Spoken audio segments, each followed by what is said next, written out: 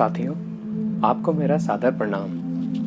साथियों, आज हम बात करेंगे 5 वाइटल एनर्जीज के बारे में, जिसे कि पंच प्राणा भी कहते हैं, जो जीवित शरीर के साथ हमेशा रहती है तथा शरीर की मृत्यु हो जाने के बाद धीरे धीरे शरीर छोड़कर बाहर जाने लगती है। यह पंच प्राण हमारे प्राणमय कोश के ही भाग हैं। प्राणमय कोश, जो कि हमारे शरीर तथा मन को ऊर्जा देने वाला कोश है। इस प्राणमय कोश में 5 प्रकार की ऊर्जाएं होती हैं। यह 5 ऊर्जाएं शरीर की मृत्यु के साथ ही धीरे धीरे कुछ घंटों से लेकर कुछ दिनों में पूरी तरह से निकल जाती हैं। इनमें से प्रथम है समान प्राण या समान वायु। समान वायु हमारे शरीर का तापमान मेंटेन करने का कार्य करती है तथा अपने भीतर समान वायु को एक्टिवेट करने से व्यक्ति प्रकृति में होने वाले तापमान तथा अन्य परिवर्तनों से प्रभावित नहीं होता। हिमालय क्षेत्र में जहाँ तापमान 0 से भी नीचे होता है, वहाँ आप कई साधुओं को अत्यंत कम वस्त्रों के साथ तथा नंगे पांव चलते हुए देख सकते हैं।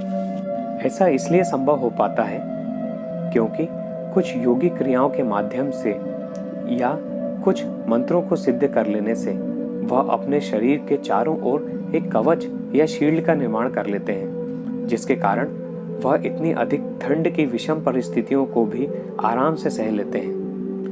वे केवल अत्यंत ठंडे ही नहीं, अत्यंत गर्म जगहों पर भी बिना मौसम से प्रभावित हुए रह लेते हैं। जिस व्यक्ति का समान वायु पर नियंत्रण होता है, उसकी उपस्थिति ही लोगों के लिए कष्ट निवारक की तरह कार्य करती है। चूंकि समान वायु सूर्य से संबंधित है, अतः जिसका समान वायु पर नियंत्रण होता है वह सूर्य के 12 साल के चक्र, जिसका हमारे जीवन पर बहुत गहरा प्रभाव होता है, उस चक्र से भी मुक्त हो जाता है।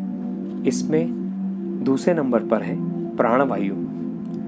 प्राणवायु आपकी सांसों से तथा आपके विचारों से जुड़ी होती है। यदि आप पर्याप्त ध्यान दें तो आप देखेंगे कि आपके दिमाग में आने वाले हर विचार पर आपकी सांसें एक निश्चित प्रकार से बदलती हैं। आप इसे प्रयोग करके देख सकते हैं। यदि आप प्रकृति के नज़ारे या हरे भरे पहाड़ के बारे में सोचें तो आपकी सांस एक प्रकार से चलेगी, और यदि अगले ही पल आप किसी जंगली जानवर के बारे में सोचें तो आपकी श्वास दूसरे प्रकार से चलेगी। इसीलिए योग में भी आपको अपनी सांसों पर ध्यान करना सिखाया जाता है। सांसों के प्रति जागरूक होने से हम विचारों के प्रति भी जागरूक हो जाते हैं। इस प्राणवायु का संबंध पृथ्वी तत्व से होता है। तीसरा है उदान वायु।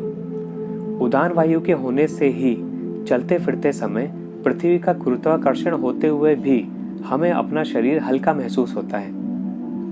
आपने यह महसूस किया होगा कि एक जीवित व्यक्ति को उठाने पर वह हल्का महसूस होता है, किंतु उतने ही वजन के किसी लाश को उठाने पर वह बहुत भारी महसूस होती है।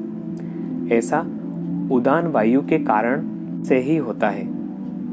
उदान वायु पर महारथ से एक फाइटर ब्रूस ली बन जाता है, एक फुटबॉलर रोनाल्डो या मेसी बन जाता है तथा एक कोई व्यक्ति बहुत बड़ा डांसर बन जाता है।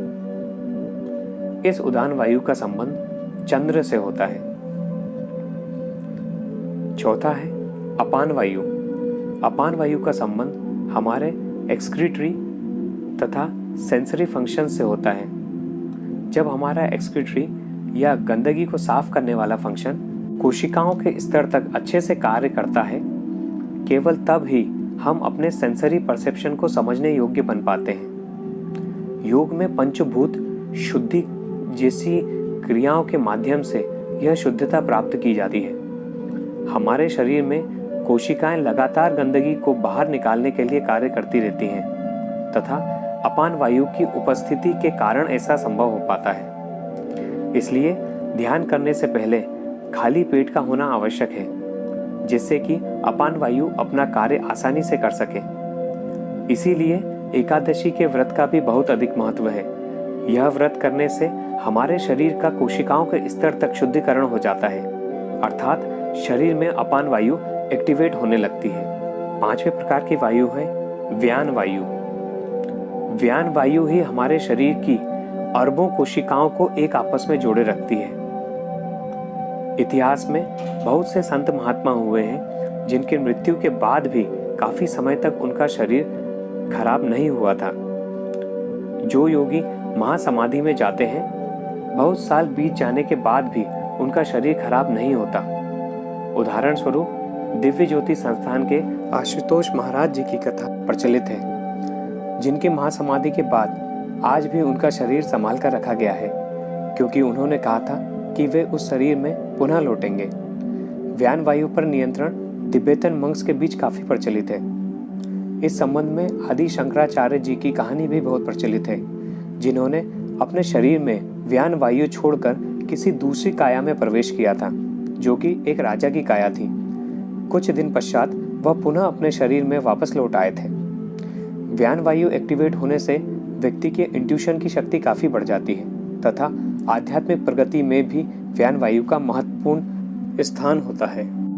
ये पांचों प्राण के प्रकार हमारे शरीर को अलग अलग प्रकार से प्रभावित करते हैं तथा सांसों के रुकने के बाद भी ये पांचों धीरे धीरे शरीर छोड़कर जाते हैं। इन पांचों वायु को व्यक्ति की मृत्यु के पश्चात शरीर से निकलने में कुछ घंटे से लेके कुछ दिन तक का समय लगता है। यही पंचवायु है जिसके कारण व्यक्ति की मृत्यु के बाद भी उसकी उपस्थिति महसूस की जाती है। साथियों, यदि आपको ऊपर दी गई जानकारी अच्छी लगी हो तो लाइक कीजिएगा तथा शेयर कीजिएगा ताकि और लोगों तक भी ये जानकारी पहुंच सके। यदि आपने इस चैनल को सब्सक्राइब नहीं किया है तो सब्सक्राइब कर लीजिएगा।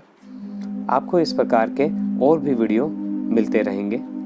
आपका बहुत बहुत धन्यवाद। आपको मेरा सादर प्रणाम।